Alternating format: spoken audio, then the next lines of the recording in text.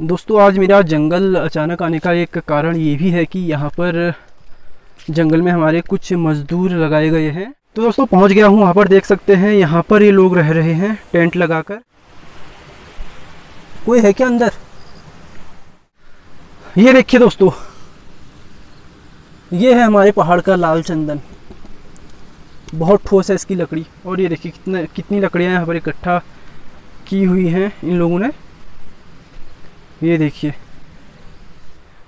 Hello जी, राम राम, कैसे हैं आप सभी? उम्मीद करता हूँ अच्छे होंगे दोस्तों। मैं भी एकदम मस्त हूँ। आज है 16 सितंबर 2022 और स्वागत है आपका मेरे नए ब्लॉग पे। दोस्तों आज का ब्लॉग बहुत खास होने वाला है। खास इसलिए क्योंकि ना तो आज मैं आपको अपने घर के आसपास की चीज़ें दिखाने वाला हूँ, ना अपने खेतों के आसपास की चीज़ें दिखाने वाला हूँ। आज मैं आया हूँ अपने जंगल में। शाम के बज गए 5:30 और मैं लगभग अकेला हूँ, शायद ही आसपास कोई हो। तो आज मैं आपको अपने जंगल की सैर कराऊंगा और बताऊंगा कि हमारे जंगल का जो सबसे मुख्य पेड़ है चीड़, उसकी क्या खासियत है, वो हमारे लिए कितना इम्पोर्टेंट है और कितना उसका नुकसान भी है, क्योंकि थोड़ा बहुत उसका नुकसान है। तो उसके नुकसान के बारे में भी बात करेंगे। उसके अलावा जो हमारे गांव की नदी है जिससे हम पानी पीते हैं, जिससे हम सिंचाई करते हैं, वो मैं आपको दिखाऊंगा कि कहाँ से निकलती है और कहाँ पर ख़त्म होती है। तो दोस्तों बने रहिए इस ब्लॉग के साथ। और अगर आपने अभी तक मेरे चैनल राजू नेगी ब्लॉग्स को सब्सक्राइब नहीं किया है तो तुरंत कर लीजिए, क्योंकि आगे और भी खास वीडियोज़ आने वाली हैं आप सबके लिए। तो दोस्तों शुरू करते हैं आज का ब्लॉग।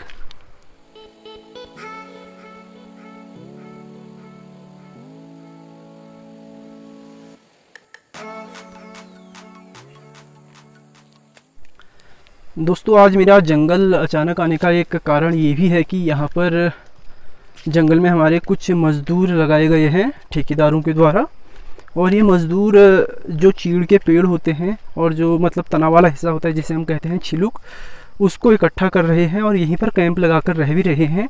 तो आखिर ये उसको कहाँ ले जा रहे हैं, उसका क्या बनता है, वो सब मैं आज आपको बताऊंगा।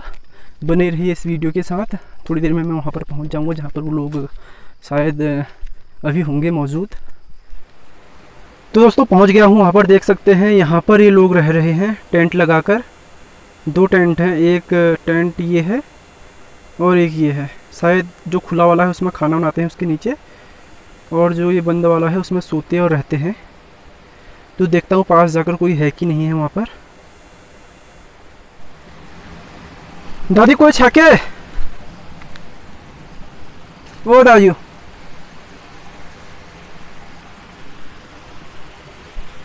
कोई है क्या अंदर? दोस्तों यहाँ तो कोई नहीं मेरे ख्याल से भी। अंदर कंबल उम्बल रखे हैं और कुछ बर्तन रखे हैं, कोई नहीं है यहाँ पे। और उनके कपड़े सूख रहे हैं। ये देखिए यहाँ पर चूल्हा है और यहाँ पर भी कुछ बर्तन रखे हैं। यहाँ पर नदी है दोस्तों, कोई नहीं है। लेकिन मैं दिखाता हूँ यहाँ पर कि जो लकड़ियाँ इन्होंने इकट्ठा करके रखी हुई है वो किस तरह की है। ये देखिए दोस्तों,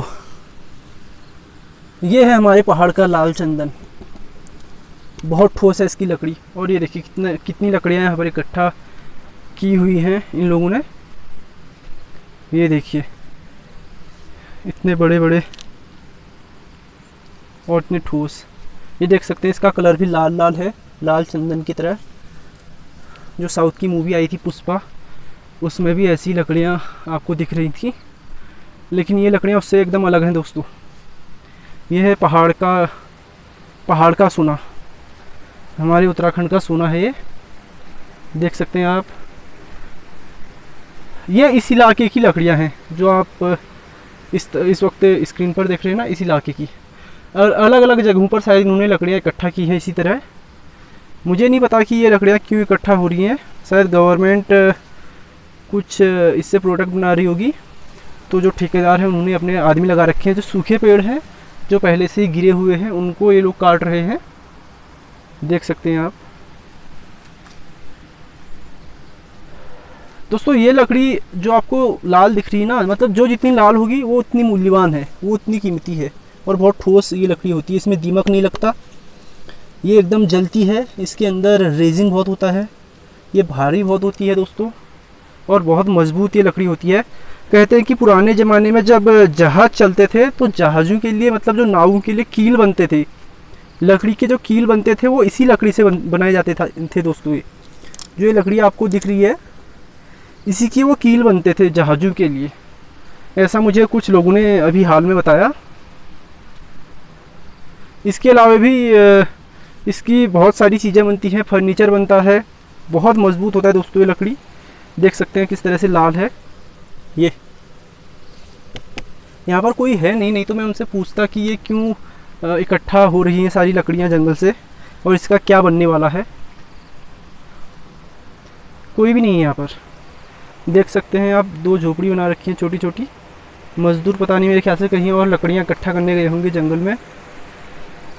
दोस्तों जो चीड़ का तने वाला हिस्सा होता है ना, जैसे ये है चीड़ का पेड़, और चीड़ के पेड़ में आप ये देख रहे होंगे कुछ निकला है गोंद जैसा, इसे हम लीसा बोलते हैं और अंग्रेजी में शायद इसे रेजिन बोलते हैं या फिर कुछ बोलते हैं। ये बहुत चिपचिपा और बहुत ज्वलनशील होता है। तो ये जो तना वाला हिस्सा है, यहाँ से यहाँ तक लगभग, इसमें जो चीड़ का तना वाला हिस्सा है उसकी ये लकड़ियाँ हैं। ऊपर का जो पेड़ है उसकी लकड़ियाँ नहीं है, ये केवल जो तना वाला हिस्सा है, क्योंकि तने वाले हिस्से में बहुत ज़्यादा मजबूती होती है। तो ये उसी को बस इकट्ठा कर रहे हैं। मुझे नहीं पता ये क्यों इकट्ठा हो रही है, लेकिन जो आसपास के जंगल है वहाँ पर भी ये सब काम हो रहा है। गवर्नमेंट सबको ये इकट्ठा कर रही है और शायद कोई प्रोडक्ट बनाएगी या फिर बेचेगी या फिर पता नहीं क्या करेगी, लेकिन ये सारी चीज़ें चल रही हैं आजकल हमारे जंगल में। हालांकि इससे कोई नुकसान नहीं है, क्योंकि ये सूखी हुई लकड़ियाँ, जो सूखे गिरे हुए पेड़ थे उन्हीं को ये लोग काट रहे हैं। जैसे ये खड़े हुए पेड़, आपको जो खड़े पेड़ दिख रहे हैं, इनको ये कोई नुकसान नहीं पहुंचा रहे हैं। जो पहले से ही गिरे हुए पेड़ हैं उन्हीं को काटा जा रहा है। तो दोस्तों अभी तो यहाँ पर कोई है नहीं और यहाँ पर रुकने का फ़ायदा भी नहीं है, क्योंकि शाम बहुत ज़्यादा हो गई है, 6 साढ़े 6 हो गए हैं। थोड़ी देर में अंधेरा हो जाएगा और मैं एकदम जंगल के बीच में हूँ। यहाँ से घर बहुत दूर भी है, तो मुझे टाइम से घर भी निकलना चाहिए। तो मैं आपको नदी के रास्ते घर को ले जाता हूँ। हो सकता है आगे कुछ लकड़ियाँ और मिल जाएं और हो सकता है ये मज़दूर मिल जाएं, ताकि मैं इनसे पूछ सकूँ कि ये लकड़ियाँ क्यों इकट्ठा हो रही हैं, क्या मतलब इससे बनने वाला है। तो बिना देरी के चलते हैं, क्योंकि यहाँ रहना अभी मेरे लिए खतरे से खाली नहीं है। जंगली जानवर कभी भी हमला कर सकते हैं, क्योंकि पिछले कुछ समय में जो हमारे पहाड़ में है वो तेंदुआ बहुत ज़्यादा आक्रामक हुआ है। अभी हाल ही में पौड़ी में और बागेश्वर में उसने 2 लोगों को अपना शिकार बनाया और दोनों की जान चली गई। उसके अलावा रामनगर में भी कई लोगों पर चीते ने मतलब तेंदुए ने पिछले कुछ महीनों में हमला किया है। तो यहाँ पर रहना बिल्कुल भी खतरे से खाली नहीं है। तो मैं निकलता हूँ घर की ओर। बस आपको नदी के साथ साथ मैं चलूँगा और आपको नदी के बारे में भी। तो दोस्तों जो ये नदी आप देख रहे हैं, ये नदी हमारे गांव के लिए जीवनदायिनी है। हमारे गांव की जो रीढ़ की हड्डी से कह सकते हैं आप। ये हमारे गांव की मतलब जीवन रेखा, क्योंकि इसी नदी से हम पानी पीते हैं और इसी नदी से हम सिंचाई भी करते हैं। केवल हम ही नहीं, हमारे अलावा 2-3 और गाँव, जैसे लदियोड़ा हमारे गाँव का नाम है, तो नीचे उसके दियारी और खाड़ी और डूंगरकोट, यानी कि कुल 4 गांव इससे सीधे तौर से जुड़े हुए हैं। अगर इस नदी का पानी सूख गया या तो कम हो गया तो हम चारों गांवों को बहुत गहरा असर पड़ता है, हमारी कृषि को असर पड़ता है। तो इसका उद्गम ऊपर है थोड़ी दूर यहाँ से, लेकिन वहाँ भी मैं जा नहीं सकता क्योंकि शाम बहुत हो गई है और जानवर का खतरा है। मैंने बता दिया आपको पहले ही, तेंदुआ बहुत आक्रामक हुआ है पिछले कुछ समय में। तो मैं अभी सीधे आपको घर की ओर ले चलता हूँ। ये नीचे को है रास्ता।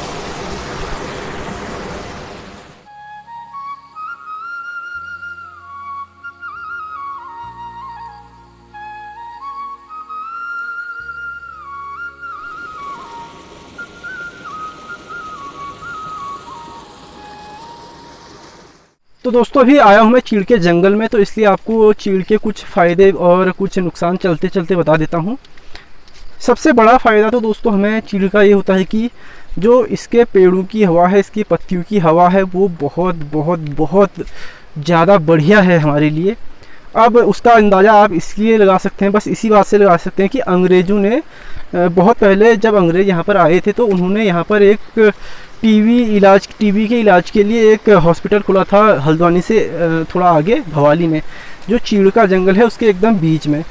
तो उस टाइम वो एशिया का टॉप हॉस्पिटल था, टॉप मतलब टॉप पे आता था टीबी के इलाज के लिए। वहाँ पर टीबी का बहुत बढ़िया इलाज होता था उस समय। टीबी आज के जैसा नहीं था कि 6 महीने के कोर्स में आपका टीबी एकदम जड़ से समाप्त हो जाएगा। दोस्तों वो समय अलग था, तब टीबी के लिए वैसा उपचार नहीं था। तो अंग्रेज़ों ने चीड़ के जंगल में वो टीबी का हॉस्पिटल बनाया था, ताकि वहाँ पर जो लोग आए उनको आधा फ़ायदा तो चीड़ की जो हवा होती है उसी से हो जाए।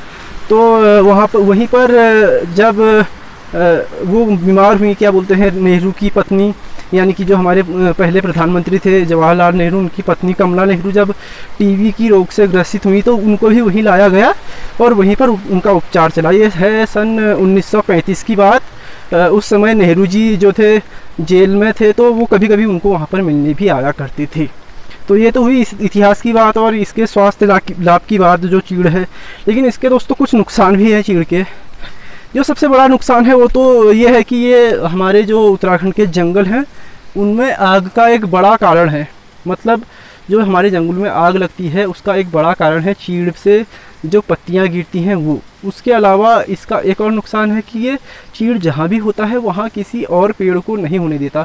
दूसरा पेड़ वहाँ पर बड़ा नहीं हो सकता, उस तरह से मतलब फैल नहीं सकता जिस तरह से चीड़ फैलता है, क्योंकि जो इसके फल होते हैं उसके जो बीज होते हैं वो बहुत दूर दूर तक छिटकते हैं और जहाँ भी गिरते हैं वो बड़े आसानी से हो जाते हैं।